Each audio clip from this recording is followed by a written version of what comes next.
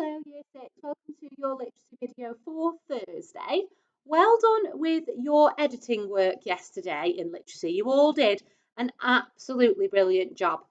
Gracie May in particular is standing out to me in literacy at the moment. You are doing an absolutely brilliant job with your literacy work at home, so well done. I can tell that you are trying so hard. So today, well, we're carrying on without that writing tomorrow, so don't worry about that for now. We're going back to reading for today, okay? So if you have got the book with the lion on the front, then we are doing another one in there today. If you've got the book with the monkey on the front, I'll go over yours after this one, okay? So most of you then, if you're in the lion book, your learning question today is, can I answer word meaning questions confidently? Okay, and we're moving on to pages 4 and 5. Now, last week we did go over word meaning questions quite a lot, okay, and I gave you quite a lot of support with answering them. So today I want to see if you can answer them a little bit more independently, just to check that you are secure with that question type before we move on to a different question type. Okay, so let's have a look at the text first. So on page 4 then, it's called geocaching. So it says, this article explores geocaching, a high-tech treasure hunt where people are given GPS coordinates as clues. These coordinates tell them the location of a hidden item, which is usually outdoors. Geocaching has become popular in many different countries across the world. Okay, so GPS has a little star next to it. So we know that when it's got a little star next to it, that it's going to be in the glossary down at the bottom. So let's have a look what it means. So GPS stands for Global Positioning System, and it's a navigation system where signals from satellites are used to show the exact location of something. So devices able to receive GPS signals include mobile phones and sat-navs. Okay, so it tells you the exact location of something.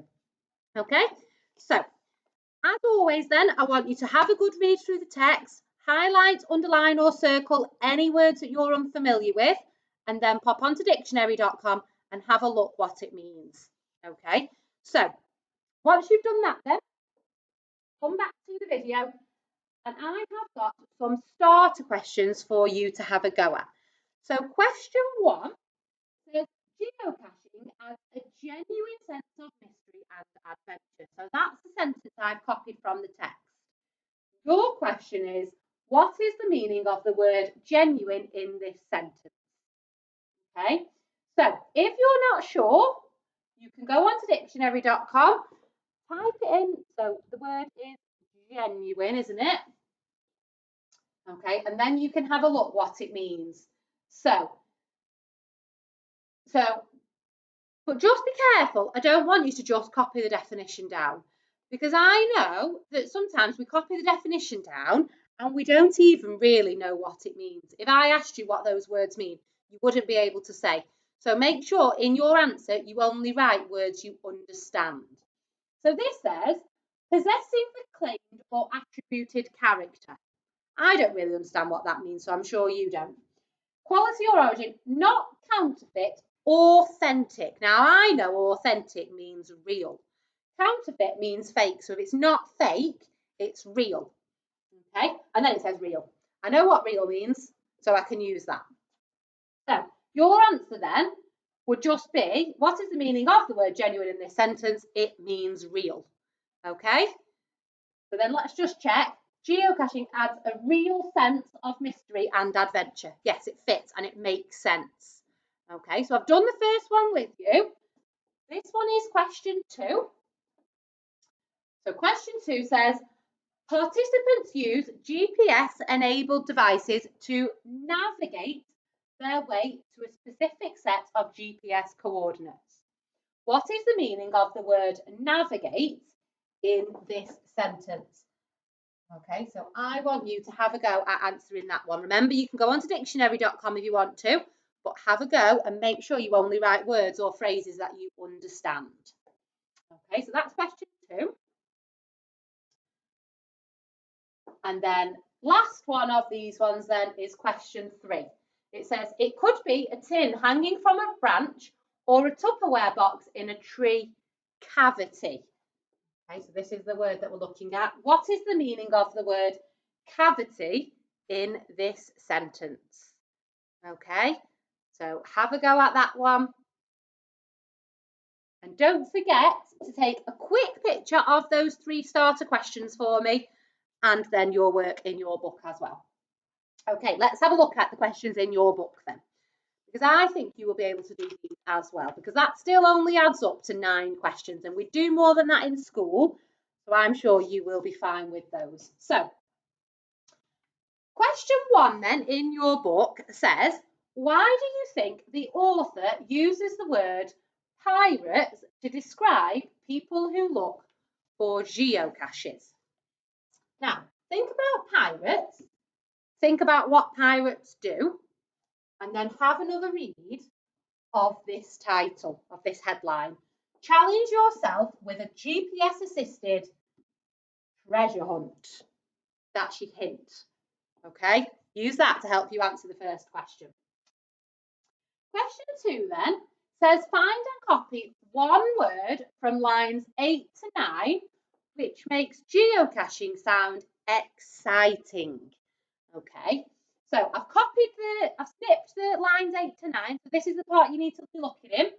So it says, a family treasure hunt is fantastic fun, especially if you have a garden. But geocaching adds a genuine sense of mystery and adventure because you never know what you'll find or where it will be. But it says in lines 8 to 9, okay, because I know that fantastic makes it sound exciting, but that's in line 5. So make sure you only look in the lines it asks you to. So that's line 5, 6, 7. So it's got to be in these last 2 lines, okay? And there's only one word it can possibly be, okay? So what makes it sound exciting? What makes it sound fun? What makes it sound like you would want to do it? Okay, so you have a look at those 2 lines, see if you can figure out which word it might be. Okay. Question 3, I think you will be fine with because that's just a retrieval question. So find 2 examples of items you might find hidden inside a cache. So have a look for that one. Number 4 then, how do you think the author feels about geocaching? Explain your answer. Now, I know that you are all getting absolutely brilliant at using evidence to support your answer. So I know you will all be fine with that one. Just make sure you say how you think the author feels. So do they like it? Do they support it? And then explain why. So don't forget to go back to the text, find something that supports that and add it into your answer. Question 5 then says, how does the layout of the text show you that it is a newspaper article? So I have popped the features of a newspaper report on the board. Okay, now it hasn't got all of those, but it has got some. Okay, so it has got a picture with a caption, so you could use that for your answer. It hasn't got the name of the newspaper, has it? It's not on our text. We have got a headline though. This big bit in bold at the top is our headline. So you have a look through these, have a look at the text, have a look which one we've got, and then use that to help you answer your question. Okay. Question 6 then says, give one possible disadvantage of geocaching. Okay, explain your answer. So I thought I'd just quickly go through what advantages and what disadvantages are, and that will help you to answer this question. So an advantage then is something that benefits someone or something. So an advantage is a good thing. Okay. Whereas a disadvantage is something that makes it difficult to succeed. Okay, so it makes it difficult to do something, so it's a bad thing, really. Okay, so an advantage of geocaching.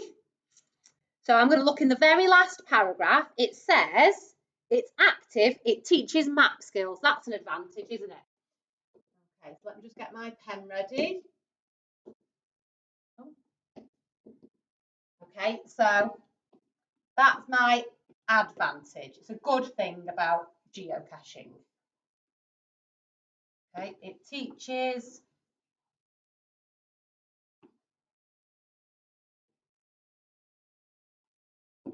math skills. Okay, your job then is to try and find a disadvantage. So it might not be in the text, so you've got to use what you know. So it says in the very last paragraph, it encourages children to explore their local countryside. Although with nearly 2 million caches worldwide, you can enjoy the game pretty much anywhere.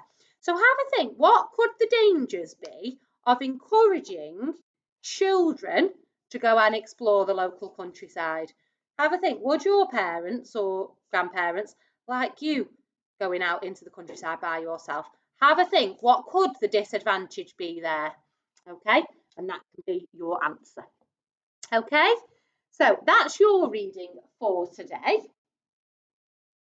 If you are in the monkey book, then your learning question for today is we're continuing to answer inference questions on a text, okay? And we're moving on to pages 30 and 31 today, and yours is called The Selfish Giant. Okay, so you've got a little story there to read all about the selfish giant. Sounds very interesting. You have a read of that, and I'm going to go through some of the questions with you. So, question 1 then says, find and copy 2 adjectives which describe the grass in the giant's garden. Okay, so remember, an adjective is a describing word. Okay, it's a word that describes something. Okay, so we've got to make sure we're describing the right thing. We're looking for adjectives that describe the grass. Okay, so I've snipped the bit of text that is talking about the giant's grass. So it says, every afternoon, the children played in the giant's garden. It was a large, lovely garden. Okay, so that's not describing the grass, is it? That's describing the garden. Okay, so we want adjectives that describe the grass in the giant's garden. So it was a large, lovely garden with soft green grass and beautiful flowers. Okay, so we're describing the grass here. Okay, so you pick out the 2 words that are describing the grass. Okay, question 2 says, what do you think furiously means? So let's have a read of where it says furiously. One day the giant came back. He had been away for many, many years. When he arrived, he saw the children playing in the garden. What are you doing? He shouted furiously, and the children ran away. This is my garden, said the giant. I won't let anyone but me play here. Okay, so it's here, isn't it, where he says where it says furiously. So it says he's shouting. And if he's doing it furiously, have a think. How do you think he is feeling? He's definitely not very happy, is he, about those children being in his garden? Okay, so have a think about what you think furiously might mean. Okay. Number 3 and 4, I think you'll be fine with. Number 3, write down a word to describe how the children felt when they left the garden. So how do you think they felt? Do you think they felt happy or sad? You can write that, but then make sure you say why. So you could say, I think they felt happy because they were smiling. Okay, for example, you have a think then, how did they feel and how do you know? Number 5 then says, what does the story teach us about being selfish? So you've had to already think about what selfish means for question 4. Okay, remember you can always use dictionary.com to look up the word selfish if you're not sure. So it says here, then spring came and flowers bloomed all over the country. Only in the garden of the selfish giant it was still winter. The birds didn't want to sing in the garden as there were no children and the trees forgot to blossom. I don't understand why spring hasn't come, said the selfish giant as he looked out at his cold white garden. I hope there will be a change in the weather. Okay, so because he was selfish and didn't let the children play in his garden, spring didn't come. Okay, so does that teach you that you should be selfish or that you shouldn't? Have a think about your answer. And then the last one says, did you like this story? Why or why not? That's up to you, that's your opinion. So there's no right or wrong answer. Just make sure you explain why. Okay, so that's your reading work for today. Okay, word power then. Okay, let's listen really, really carefully because we are skipping some pages today. I want you to skip pages 30 and 31. Okay, so they're called improving descriptions, and I want to save that for after half term when we do some writing. Okay, so don't worry about that one. We're skipping to the very last page in our book, page 32. Okay, and it's called Powerful Puzzlers. And I think you're all going to really enjoy this page. Okay, so you have been given some of the ancient Egyptian alphabet on your page, okay? And it says the letters in the ancient Egyptian alphabet were lots of little pictures, a bit like the made-up alphabet below. Fill in the gaps in our alphabet to complete the code. Oh, sorry, they're not from the ancient Egyptian alphabet. They're from a made-up one, okay? So your first job is to go through and fill in the missing lines, okay? So first one is A, so this one's going to be B, C, D, E, F, G. Okay, so you keep going and fill in all of the letters in the alphabet. Then down the bottom it says, can you work out what these words mean? So this is a bit like cracking the code like we do in spelling sometimes. So the first one is a square with a cross in it. So that's there and that's a W.